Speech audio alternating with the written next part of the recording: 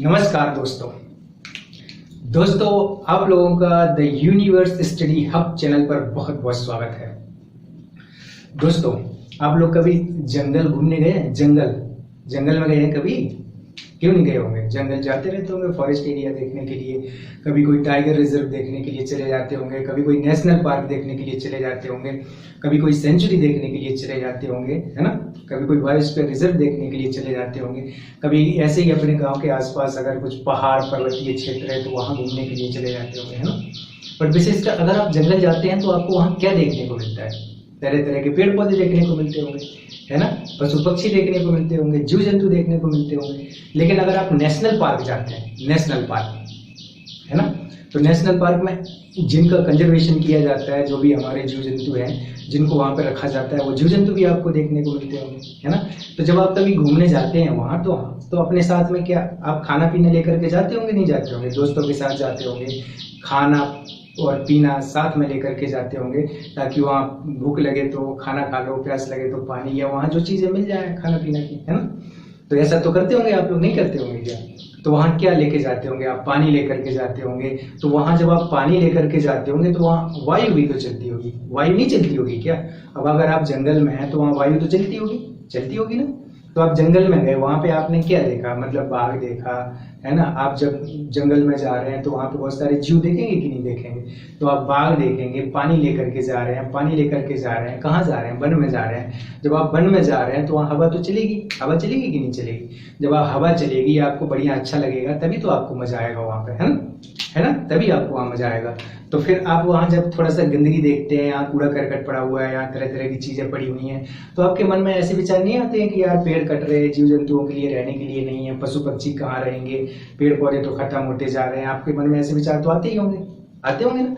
जब आपके मन में ऐसे विचार आते होंगे ना, तो आपको लगता होगा यार पर्यावरण का संरक्षण होना चाहिए, है ना?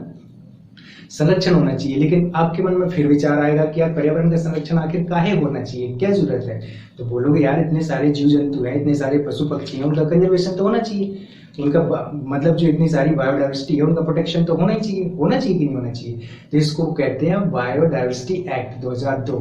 अभी तक आपको पता है दोस्तों, हम सभी जो महत्वपूर्ण अनुच्छेद है ना हमारे पर्यावरण से रिलेटेड, हम सबकी बात कर चुके, और ये इतने महत्वपूर्ण है कि हर एग्जाम में आपको रखे हुए मिलते हैं।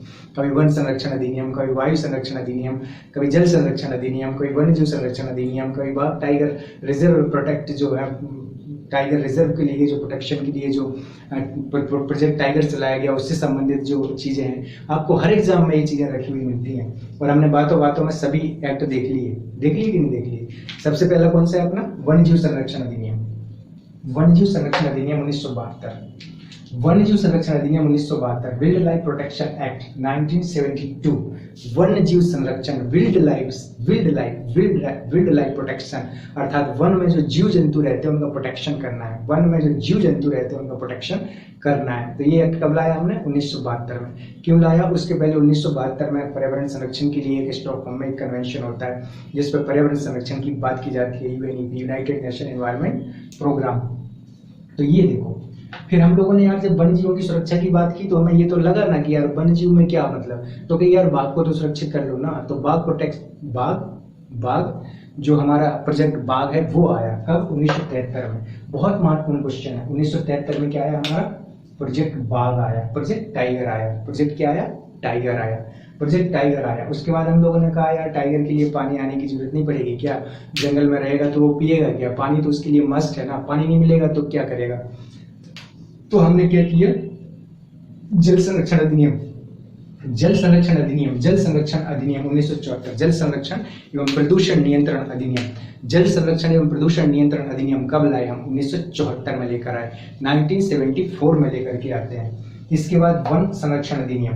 अब भाई जंगल में कौन रह रहा है? जंगल में वन्य जीव रह रहे हैं। वन्य जीव में कौन? बाघ। तो उसको पानी चाहिए तो कहाँ रह रहा है? वन में रह रहा है ना, तो वन को भी तो कंजर्वेशन करने की जरूरत है ना। तो वन संरक्षण अधिनियम 1980, वन संरक्षण अधिनियम 1980, वन संरक्षण फॉरेस्ट एक्ट, जो हमारा फॉरेस्ट एक्ट है 1980, फॉरेस्ट एक्ट है जो हमारा वो 1980 है।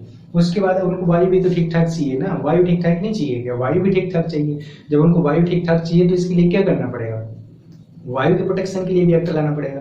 तो 1981 वायु प्रोटेक्शन एक्ट, 1981 वायु संरक्षण एवं प्रदूषण नियंत्रण एक्ट, वायु protection and pollution control act, pollution control act 1981। इसके बाद जब हमने सब चीजें देख ली, हमने वाइल्ड लाइफ भी देख लिया, प्रोजेक्ट टाइगर भी देख लिया, इसके बाद हमने जल को भी प्रोटेक्ट करने की बात कर ली, वायु को भी प्रोटेक्ट, वन को भी प्रोटेक्ट करने की बात कर ली, वायु को भी हम लोगों ने शुद्ध और स्वच्छ रखने की बात कर ली। तो फिर अब क्या बचा? तब हम पूरा पर्यावरण संरक्षण अधिनियम की बात करेंगे। पूरे पर्यावरण को तो भी प्रोटेक्ट करना है, तो पर्यावरण संरक्षण act, environment protection act 1986, environment protection act 1986 बातों में याद हो जाएंगे और हर एग्जाम में आपको रखे हुए मिलेंगे और मेंस की राइटिंग में भी ये बहुत काम आएंगे। अगर आप इनको लिख देंगे ना तो आपके नंबर इंक्रीज अपने आप कर जाएंगे, आपके नंबर अपने आप इंक्रीज कर जाएंगे।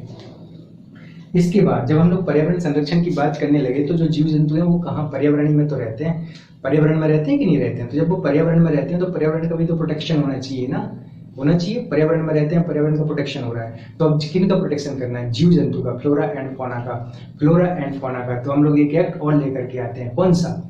Biodiversity act 2002, biodiversity act 2002। देखिए कितना मजा आ रहा है ना, बातों में सारे एक्ट याद हो जाएंगे। सबसे ऊपर आप देख लो क्या है, सबसे ऊपर वन्य जीवों का संरक्षण करना है तो फिर बाघ का संरक्षण करेंगे, है ना, एक बार रिवाइज कर लो, बाघ का संरक्षण करेंगे, बाघ के बाद उसको जल चाहिए तो जल का संरक्षण, फिर वन में रहेगा तो वन का संरक्षण, फिर वायु, उसको लेने के लिए वायु चाहिए तो फिर वायु का भी संरक्षण होना चाहिए ना, वायु का भी संरक्षण होना चाहिए। इसके बाद जब वायु का संरक्षण हो जाएगा तो पूरे पर्यावरण का प्रोटेक्शन चाहिए, तो पर्यावरण का प्रोटेक्शन भी 1986 में आएगा कि पर्यावरण का प्रोटेक्शन होना चाहिए। जब सब कुछ प्रोटेक्शन कर ही रहे हो तो भैया बायोडाइवर्सिटी भी तो नष्ट हो रही है, बायोडाइवर्सिटी भी तो नष्ट हो रही है। आज हमारे जीव जंतु विलुप्त हो रहे हैं तो उनके लिए भी तो कछु करो ना, उनके लिए कछु ना करना पड़ेगा, उनके लाने भी तो कछु करना पड़े।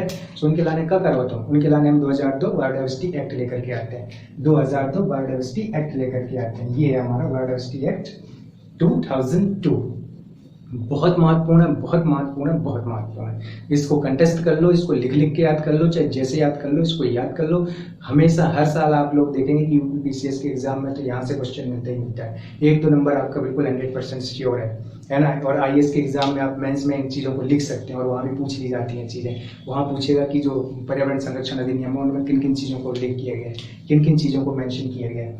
इसी के साथ जब हम लोग बायोडाइवर्सिटी के प्रोटेक्शन की बात कर रहे हैं तो हमें हाथी को भी तो प्रोटेक्ट करना है, बाघ को भी प्रोटेक्ट करना है, गेंडा को भी प्रोटेक्ट करना है, हंगुल को भी प्रोटेक्ट करना है, रेड पांडा को भी प्रोटेक्ट करना है ना, स्नो लिपर्ड को भी प्रोटेक्ट करना है, तो मगरमच्छ को भी प्रोटेक्ट करना है ना। तो इन सारों इन सब लोगों को प्रोटेक्ट करना है, तो इन सभी के प्रोटेक्ट के लिए कोई प्रोजेक्ट चलाए जाएंगे कि नहीं चलाए जाएंगे? प्रोटेक्ट चलाए जाएंगे ना, प्रोजेक्ट चलाए जाएंगे, परियोजना चलाई जाएंगी कि नहीं चलाई जाएंगी? कि बाघ project, tiger project, elephant project, गिद्ध को बचाना है गिद्ध प्रोजेक्ट, स्नो लिपर्ड को बचाना है snow leopard, red panda, hangul, ये जितने भी जो हमारी मतलब विलुप्ति के कगार पे हैं या जिनका कंजर्वेशन बहुत जरूरी है, जिनका प्रोटेक्शन बहुत जरूरी है। अभी हम लोग चीता मंगाए हैं, कहाँ से मंगाए हैं?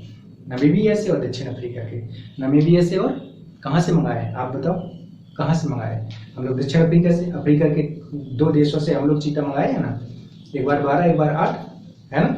तो चीता क्यों मंगाई? क्योंकि हमारे यहाँ से चीता विलुप्त हो चुका था बहुत पहले, अभी चीता नहीं है हमारे यहाँ, है ना, लेकिन हमारे यहाँ बाघ है, स्नो लिपर्ड है। तो देखो प्रोजेक्ट हाथी, प्रोजेक्ट हाथी 1992 में लेकर के आते हैं हम, प्रोजेक्ट टाइगर 1973 में लेकर के आते हैं, प्रोजेक्ट गेंडा, प्रोजेक्ट गेंडा, इसी प्रकार का प्रोजेक्ट गेंडा, इसी प्रकार का प्रोजेक्ट भारत राइनो मिशन है जो 2002 में जो 2020 में लेकर के आए हैं, भारत राइनो मिशन 2020। प्रोजेक्ट घड़ियाल भी है जो 1970 के दशक में आता है, प्रोजेक्ट घड़ियाल को बचाने के लिए। उसी प्रकार हम लोग देखते हैं कि स्नो लेपर्ड है, गिद्ध है, ग्रेट इंडियन बस्टर्ड है, हंगुल है ना, गंगा नदी डॉल्फिन है, हंगुल है, रेड पांडा है, स्नो लेपर्ड है। इन सारी चीज, इन सभी के प्रोटेक्शन के लिए भी हम लोग काम कर रहे हैं, प्रोजेक्ट बना रहे हैं ताकि इन लोगों की संख्या बढ़ाई जाए और इन लोगों को विलुप्ति की कगार, विलुप्त होने से बचाया जाए। तो ये थे मेरे प्यारे दोस्तों इन्वायरमेंट के बहुत ही महत्वपूर्ण अधिनियम, बहुत ही महत्वपूर्ण एक्ट जो आपको याद होने ही चाहिए। ये इस पर कोई भी कोताही नहीं बरती जाएगी, इस तो आपको कंटेस्ट होने चाहिए, आपके अंदर होने चाहिए कि जब भी पूछेंगे हम बता देंगे और जहां भी लिखना होगा हम लिख देंगे। Thank you very much. Like, share and subscribe.